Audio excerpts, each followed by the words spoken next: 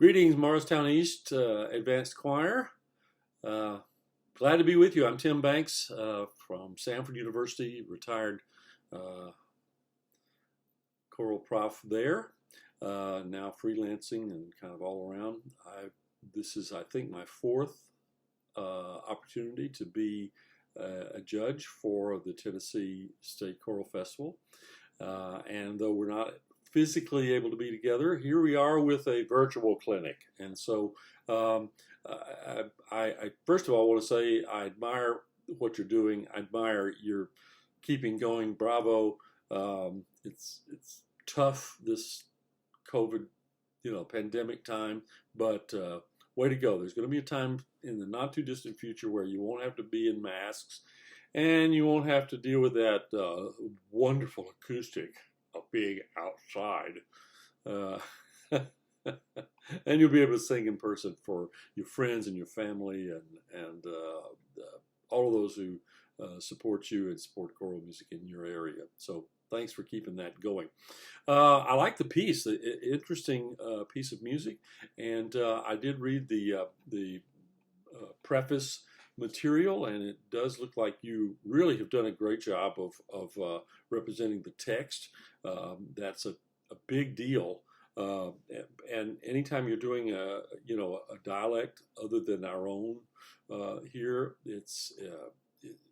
you've got to pay close attention to the odd things, and that little clicking sound of the X is the one that I notice the most, and that you're doing very well. It comes across, it especially comes across at the beginning with the ladies, the sopranos and the altos. It doesn't seem to make it quite as strong later, and that's not a big deal, but it's good that you are doing that at the very beginning. A second point, though, that I would make is that I think, overall your sound is very good, considering that you're outdoors. Golly, what a terrible place to have to sing. I'm sorry, but that's just the way that is. And I think because of where the mics are, that the tenors are too close to the miking. And it may be that if I heard you live without the miking, that might not be the case, but because the tenors are in an upper range most of the time, I got a feeling that the tenors need to back away just a wee bit anyway. Just don't oversing it.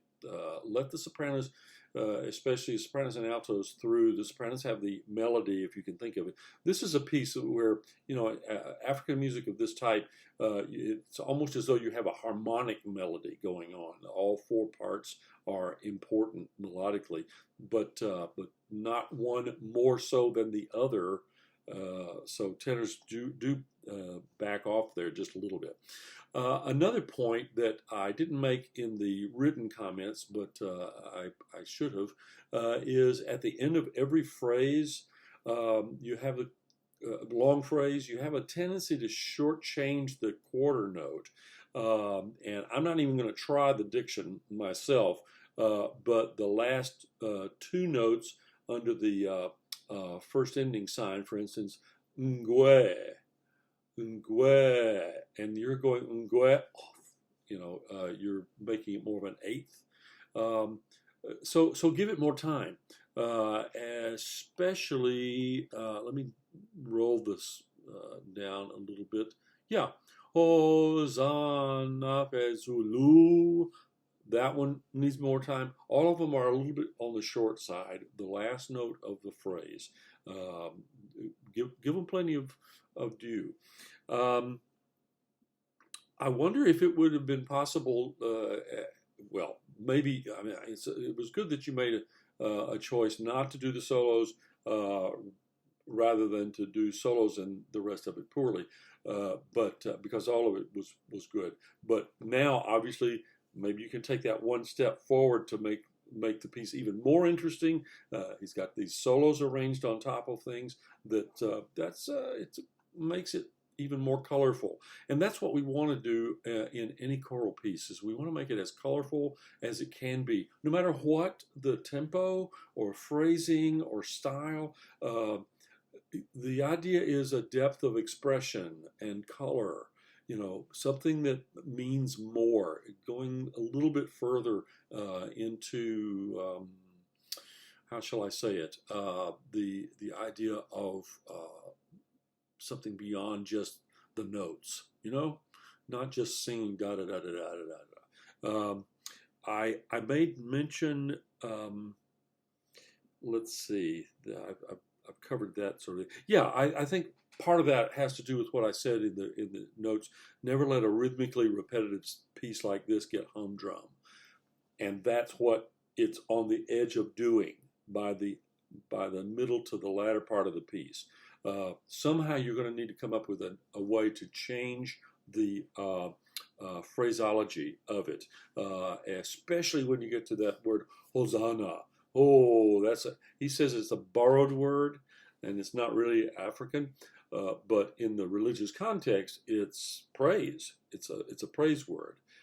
So that needs some different kind of phraseology. Maybe a change of dynamic just before that, and then you can come out of there and really slam it on the Hosanna.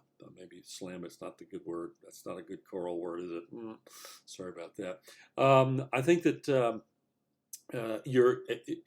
it was obvious to me, though, that you also, somebody, maybe the director, maybe whoever, watched the YouTube that was suggested, and so the rhythmic clapping 2 against 3, that was good. Well done, bravo. That's tough. That's tough to do, but you did it well. And here again, just an additional thing that might happen, not just the stomp, but maybe a step, maybe a movement from side to side or something, that makes it visually more interesting as well. Now that would be also for your concert presentation. Once you get back inside in an auditorium and you can kind of rock out with that. Well, I think that's probably all I can offer in the way of clinic. But once again, as I said at the beginning, thank you for staying true to your singing, to being together. There's just nothing like the choral community, and that's a very important thing. I wish better for the seniors, golly, but go on, keep singing. If you're going off somewhere, singing a community chorus or in the college choir, just keep singing.